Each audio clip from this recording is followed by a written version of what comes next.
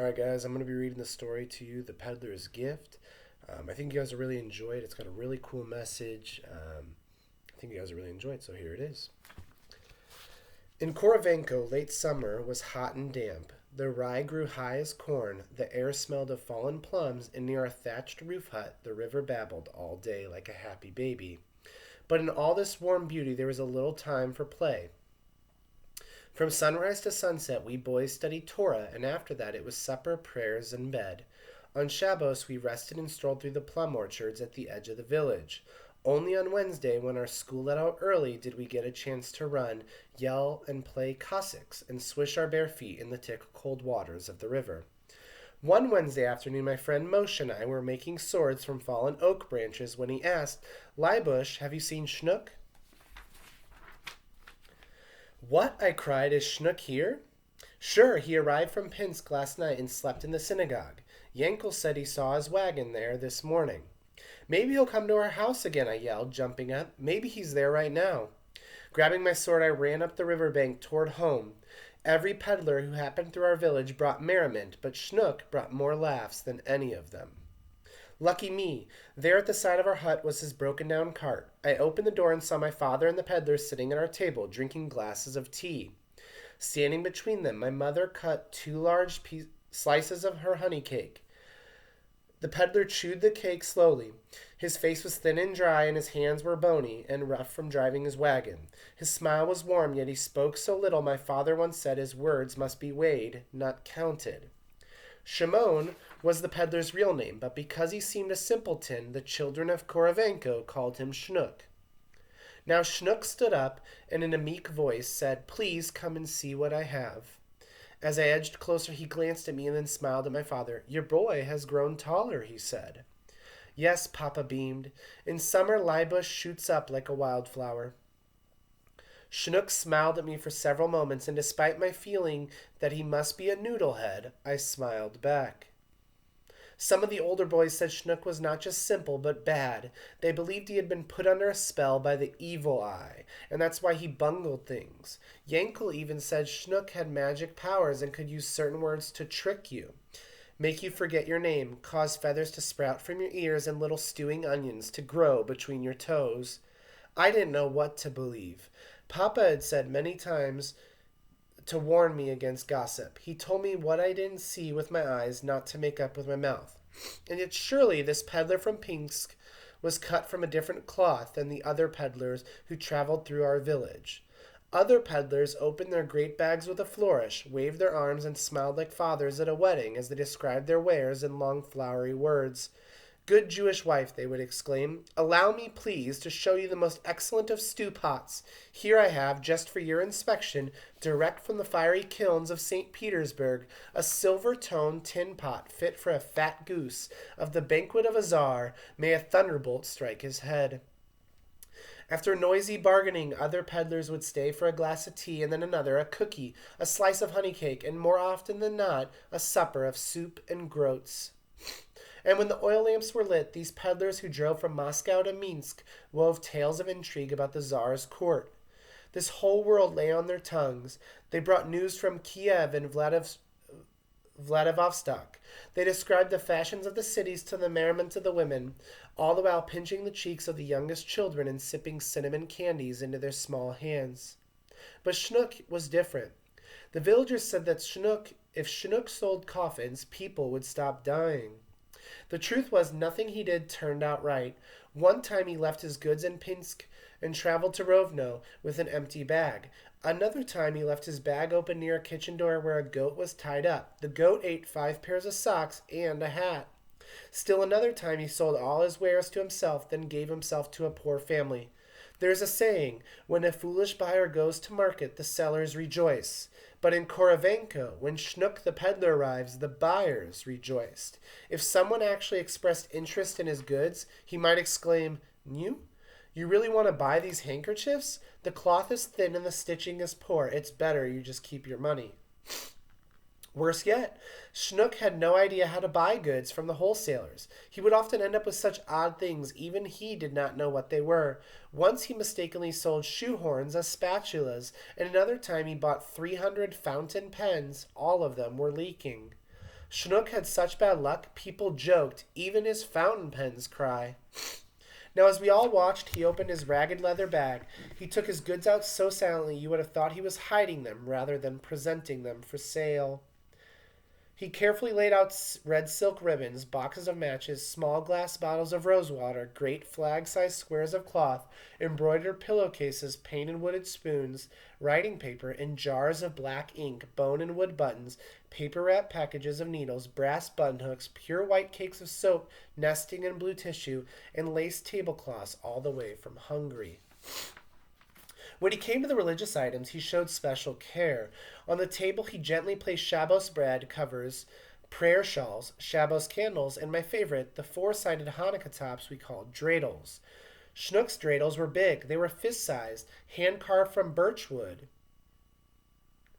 and could spin nearly 3 minutes without falling.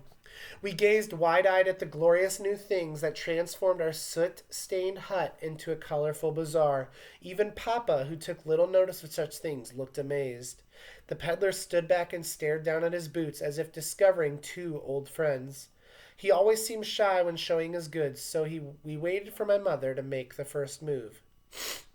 My mother, never wishing to cause him discomfort, began to look over the goods, touching many of the items gently, thinking to herself about each one. I watched while she stroked the heavy cotton fabric from Zhytomyr. It was deep blue, the color of cornflowers, and I knew my mother would have dearly loved to buy it, to sew it, to dress me up like a scholar. But we were not for that sort of thing. My trousers were made from my father's old ones. My shirt was cut from Mama's discarded dress. Even my jacket had lived a former life as Uncle Solly's coat. Mama never had more to spend than 1 ruble. And this time she chose matches, writing paper, and the Shabbos candles. When she had selected her purchases, she asked how much they cost, and the magic was that the peddler always said 1 ruble. Mama sighed and handed Schnook the ruble. It was then, while he was writing out the receipt, I noticed one of the dreidels under the chair. As he gathered his wares, he did not see the fallen dreidel. I should have picked it up for him, but something inside me froze. I stood in front of the chair, reasoning frantically. He won't miss it after all. He never notices anything. Besides, I'll just borrow it, and the next time he comes to town, I'll find a way to slip it back to him.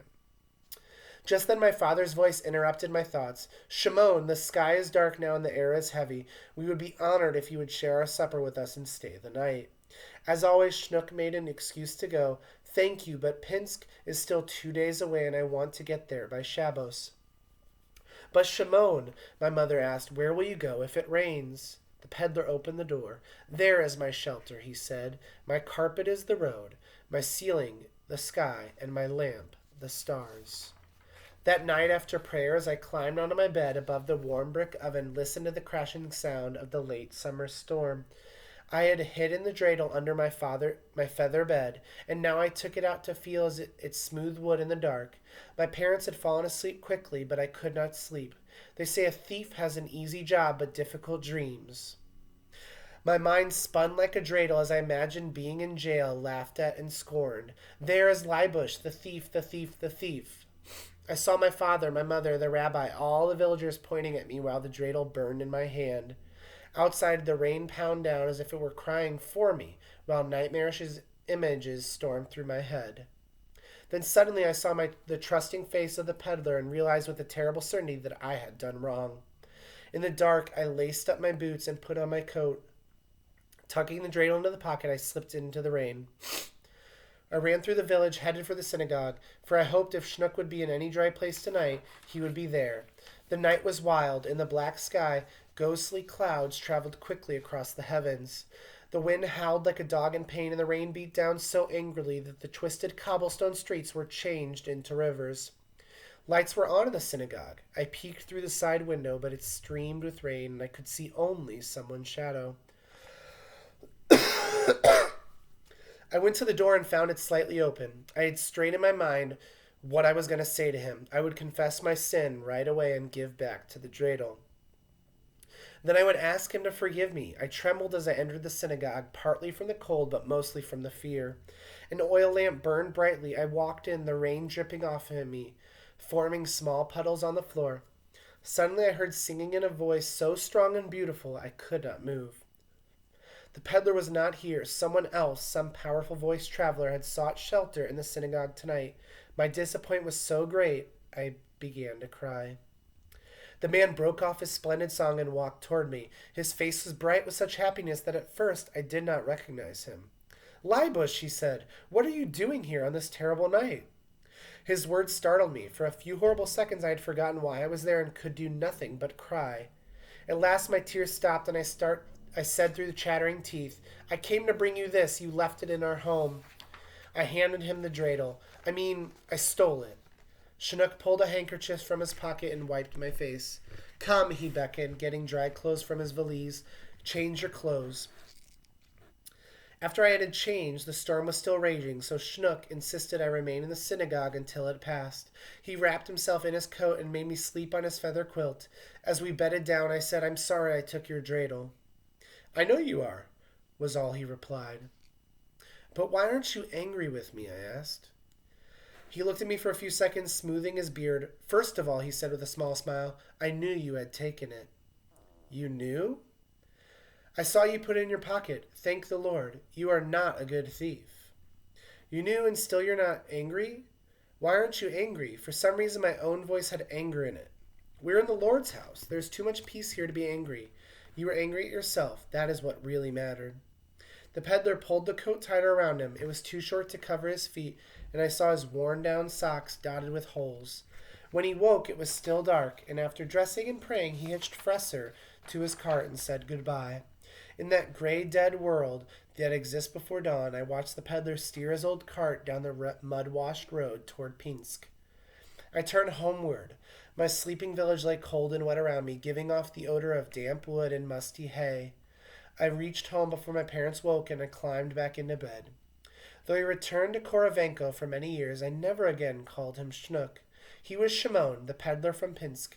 Shimon the wise, the strong, the kind, the one who left cotton the color of cornflowers by our door, and on Hanukkah a big birch carved dreidel. I have it to this day. On snowy Hanukkah nights, when the candles burn short and the dreidel spins its lone path across the landscape of our floor, I see him traveling to Pinsk, his carpet the road, his ceiling the sky, and his lamp the stars. The end.